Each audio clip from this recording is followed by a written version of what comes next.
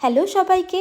আজ কিন্তু আমি আমার এই ছোট্ট লিভিং রুমটাকে গোছাতে গোছাতে তোমাদের সাথে একটা কথা শেয়ার করব এবং কথাটা শোনার পর হয়তো কিছু মানুষ একটুখানি দুঃখও পেতে পারে। যাই হোক, সে কে কী দুঃখ পেলো তাতে আমার কিচ্ছু যায় আসে না। তো চলো কথাটা এবার শেয়ার করি।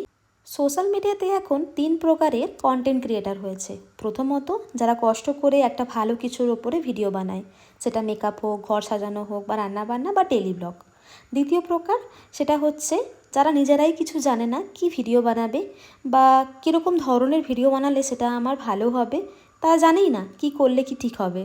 তৃতীয় প্রকার হচ্ছে অন্যের সংসারে কি হচ্ছে সেই নিয়ে মাথা ঘামানো। শুধু তাই নয়, অন্যের ঘরের ভিডিও ফটো সেটাও নিজের প্রোফাইলে আপলোড করা।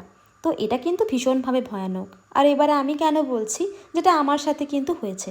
আমার ঘরের ফটো ভিডিও দেখছি তার প্রোফাইলে, আমি তো অবাক হয়ে গিয়েছিলাম। যাই হোক, এখানে আমার কিছু বলার নেই।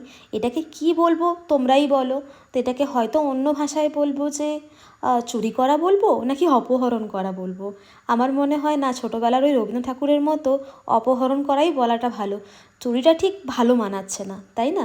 তাই অপহরণ করেছে। যাই হোক, এবার আমি তোমাদেরকে একটা কথা বলি। আমার ঘরে কি সাজানো থাকবে বা কি সাজানো থাকবে না, সেটা কিন্তু আমিই ঠিক করি। আসলে কি বলো তো, আমি যখন খুব ছোট ছিলাম তখন থেকেই না আমি আমার ঘরকে সুন্দরভাবে গুছিয়ে রাখতে ভালোবাসতাম। তাছাড়া আমি আমার নিজের জিনিসটাকে খুব সুন্দর করে গুছিয়েও রাখতাম। সেটা কিন্তু এখন বড় হয়ে যাওয়ার পর কোনো রকমভাবে ব্যতিক্রম না। আর এদিক থেকে আমার হাজব্যান্ডও ভীষণভাবে পছন্দ করে যখন আমি ঘরটাকে গুছিয়ে রাখি। তাই তার পছন্দটাকে সবসময় কিন্তু আমি মাথায় রেখে চলি। আর আমি হলাম এমন এক প্রকার মানুষ যে প্রত্যেকটা জীবের সম্মান করে, প্রত্যেকটা মানুষের সম্মান করে, প্রত্যেকটা জিনিসের সম্মান করে।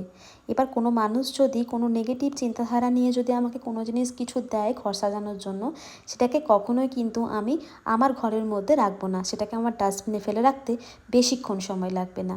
আশা করছি প্রত্যেকটা মানুষ আমার কথাগুলো বুঝতে পেরেছে। যাই হোক, কীরকম দেখতে লাগছে লিভিং রুমটা জানিও।